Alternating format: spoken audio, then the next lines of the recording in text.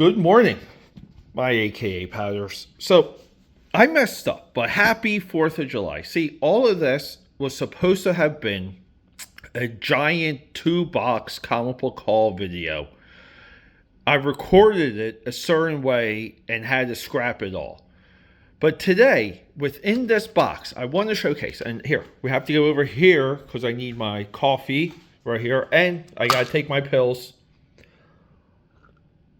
We're going to hit the drawing table, and I want to showcase the Captain America comics I got that day and the psychology of what I picked and why.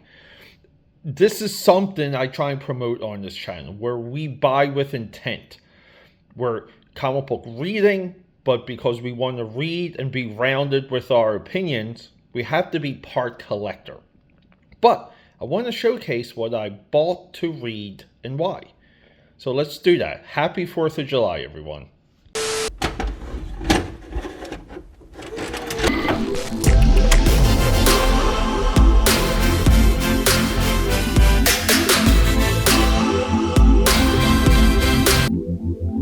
So here we are, AKAPADers. Look, it's the 4th of July. You guys know I am big on America.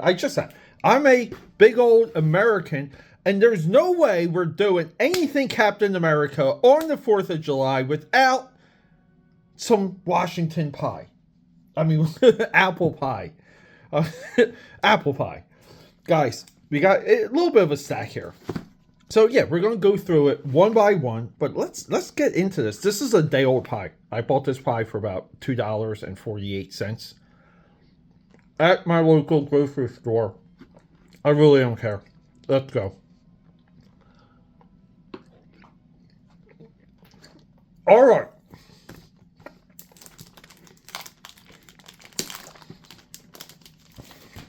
Here we go. Captain America issue 248. Why do we like this one? Well, during the time of Captain America, Brave New World, we detail, and go look up those episodes. We detailed the African-American Bucky. We also detailed another Bucky, the original Bucky. All these things are in continuity. They're fantastic deviations of Bucky. And here's the wild thing. They all make sense. So we know the Flag Smashers, right? So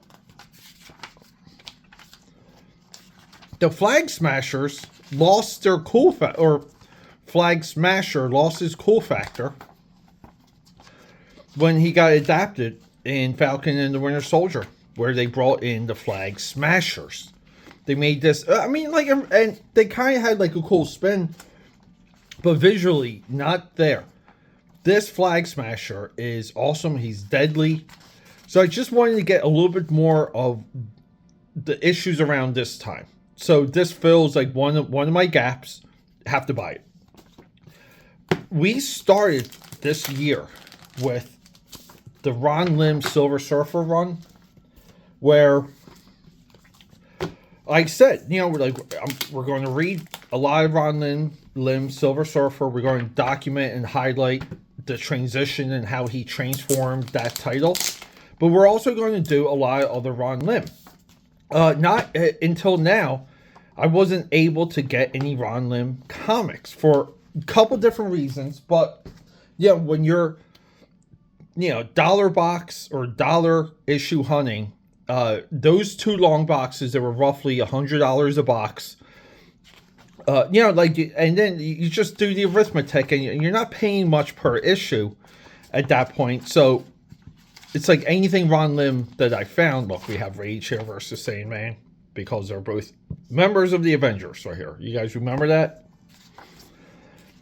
So it really was like we have to get more Ron Lim Captain America, because to me, Ron Lim is as significant of a Captain America. This one, he just did the cover. He's as significant of a Captain America artist as any of them. He's maybe a top 5 for some of you, maybe a top 10 Captain America artist.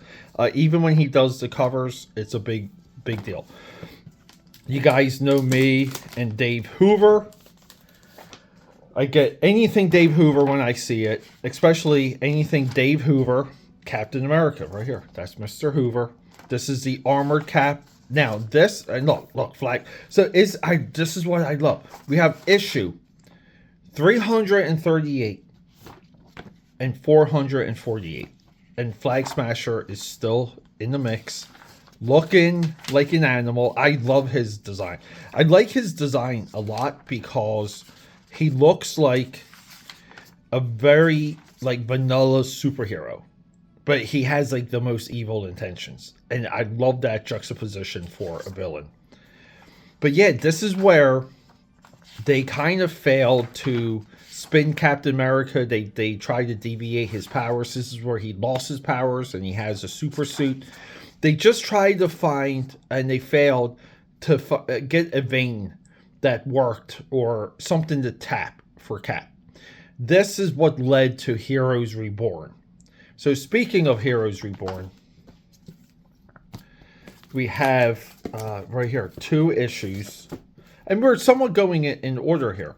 So I wasn't 100% if I had these 2 Heroes Reborn issues, but this is where Jim Lee and Wildstorm Productions has taken over. Look, isn't it wild when you get Deathblow on the cover for Captain America? Jim Lee's Deathblow in Captain America. But issues 12 and 13. So Heroes Reborn, and we will highlight this on the channel. It ended on 2 back-to-back crossovers. Heroes Reunited and World War III. Originally, right, Heroes Reunited should have been the Industrial Age. But see, we get the full recap. These Marvel, this was part of the Marvel initiative to educate readers and re-educate readers.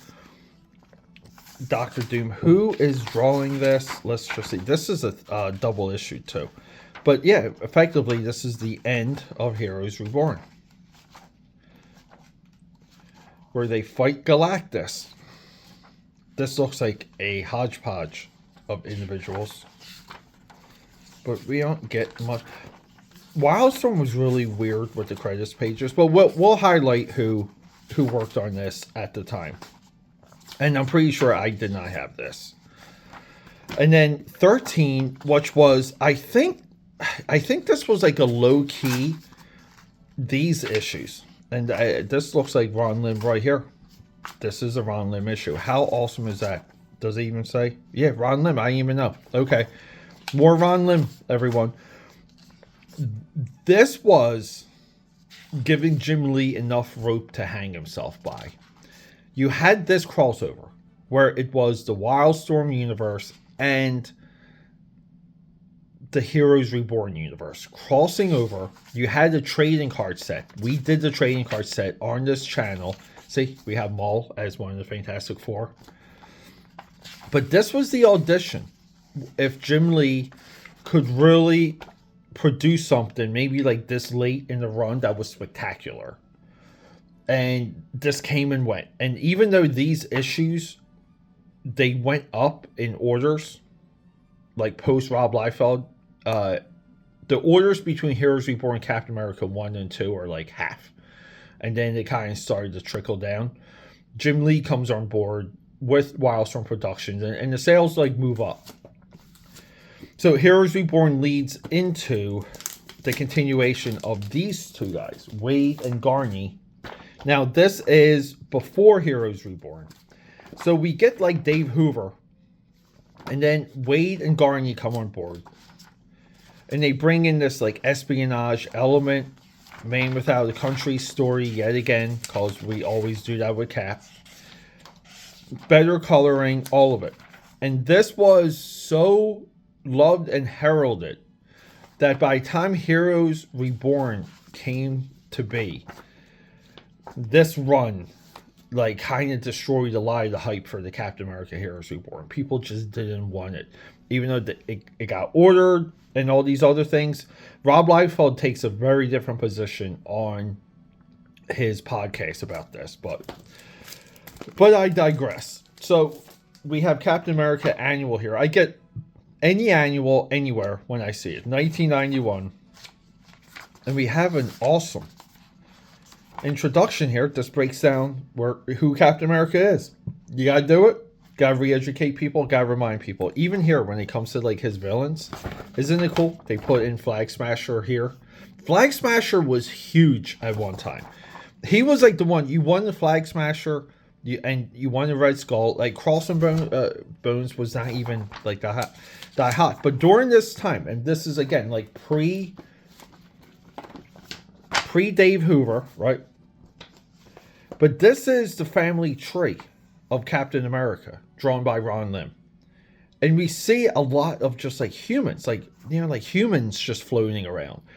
The human supporting characters is something that has completely left American comics. And we get some nice stories here. We get one with Constrictor over here. Mike Manley drew the initial story, and again too with the Mike Magnolia cover.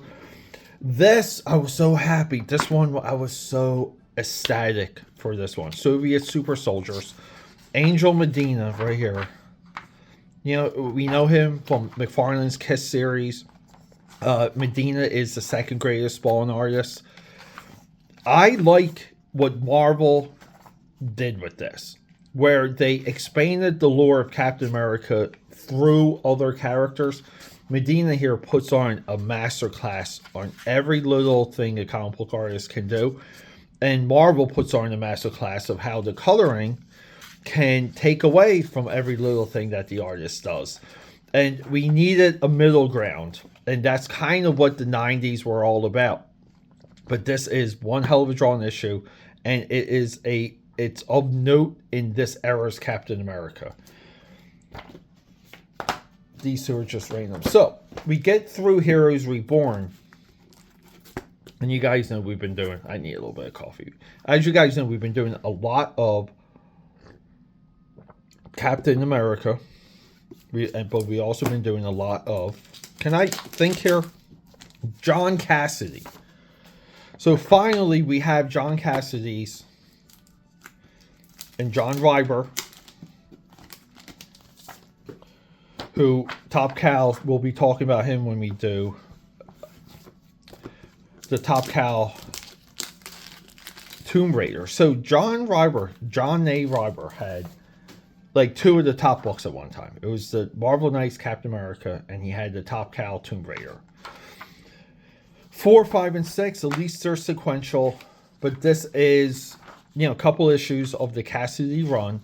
I want to highlight this. I want to bring this to you guys because this is what I consider to be the last great Captain America story ever.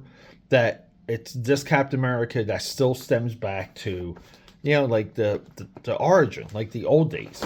So like this is, and Marvel did like a really good job with working in like a continuity that they pretty much didn't own. Right, because we have to remember Captain America was published before the Marvel Universe.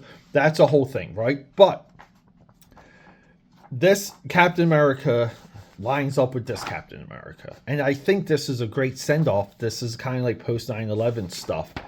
Very, to me, impactful, fantastic storytelling. We've been highly focused on John Cassidy on this channel since his passing.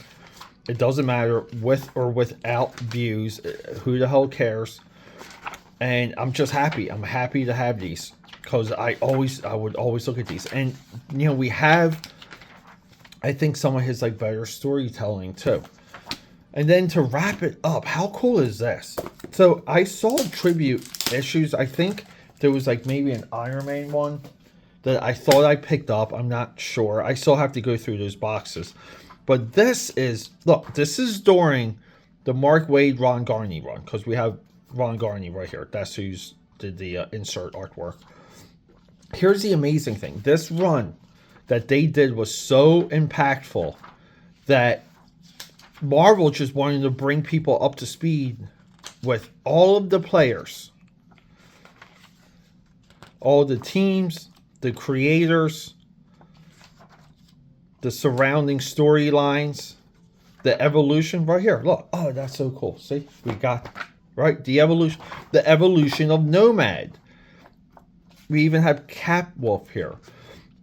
And here too, significant issues. So this is what I was talking about, where like Marvel, right, kind of never owned like initial, but then bring him, and then when he comes back in Avengers 4, that's like the Marvel owned continuity. But they kind of like retcon the original stuff into the textual lore of Marvel, and in so control that storyline and the rights to it. So I mean, but guys, look at these issues here. I could have used this. Really nice stuff. I mean, this is fantastic. But I think they've done this for a couple other characters, and we have Jack Kirby right here coming in. So guys, yeah, that's so again, buy with intent. These are major in myself illustrating, pun intended, illustrating the path of this character, the creators, the significant storylines, the crossovers, the forgotten awesomeness, like the Flag Smashers, and the creators. And one of our focus is Ron Lim.